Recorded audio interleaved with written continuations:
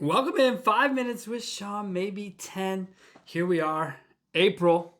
It's all happening. Spring is upon us for most of us, hopefully here as well. So I want to talk to you guys today about the pitch, the sales pitch, which is obviously always evolving. And I think the idea of the pitch. So I sit through a lot of pitches.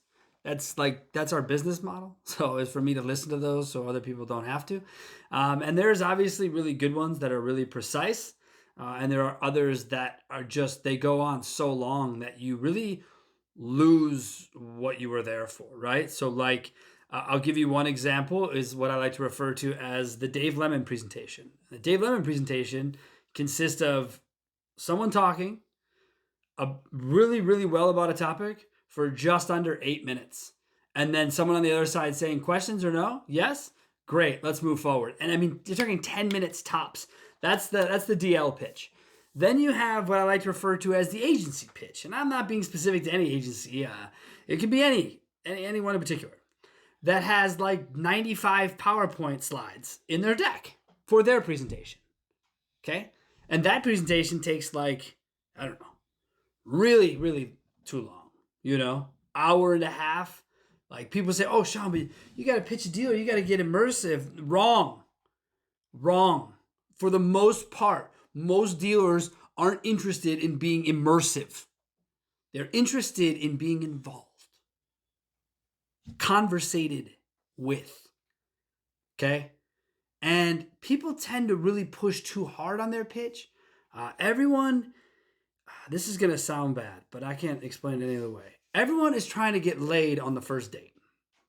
Everybody, for the most part that I see in these pitches, is trying to close right here, right now, because I think that's what people expect it to be. Like it's out of the movies and shit like that. Real sales typically can take more time. Now, obviously, selling a car today is a little bit different. It's like, yes, you want this car? No, there's one more person that does. So it is different in that way. There should certainly still be more speed to the deal, but that's consumer to business relations. So I'm talking about business to business sales pitches. And so when you make that your goal in the first meeting of your pitch meeting, and by the way, you got to be careful if you want to have like exploration meetings or deep dives before the pitch. You're taking up a lot of people's time. And I realize we want to get it in depth. You're overthinking it already if you think you need to get that far into the weeds with someone that you don't even know. You know their geography. You can find most data that's available for you.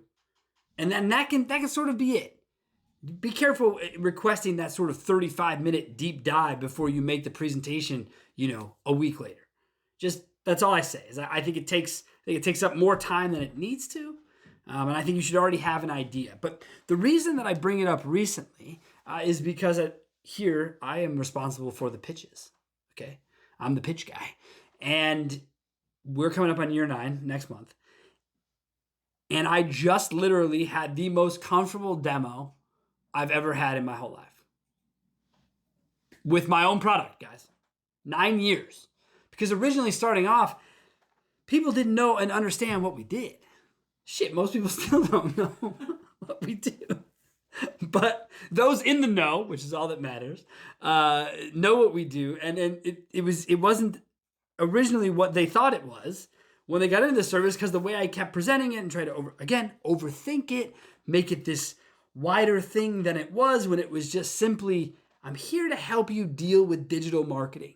The vendors, the data, all of it. I'm gonna help you deal with that.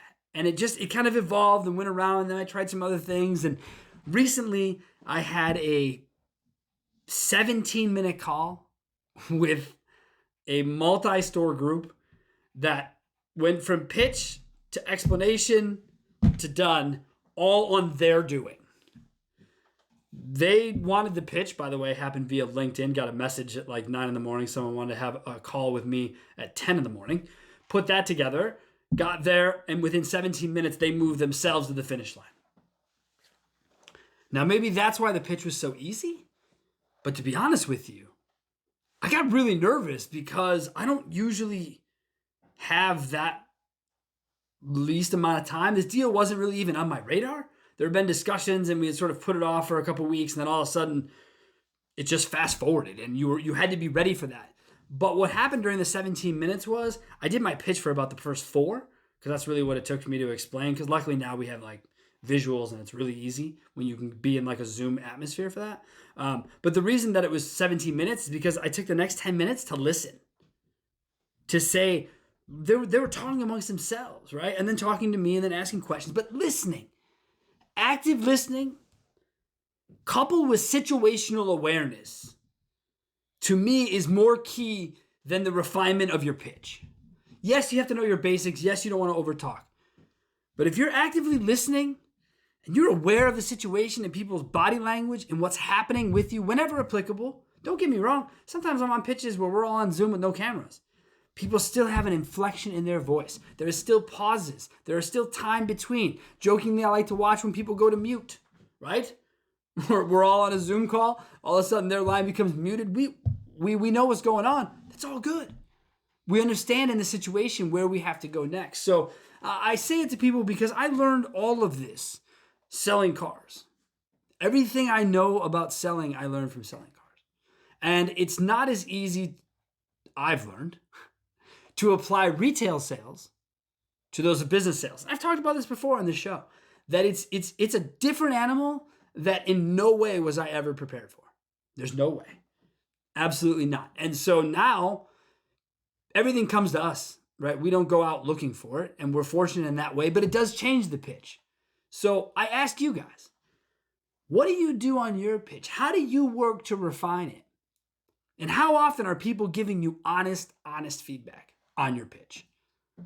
Because as I said, that we do that, and I try to provide honest feedback, but most times it's met with resistance, and it's never my point.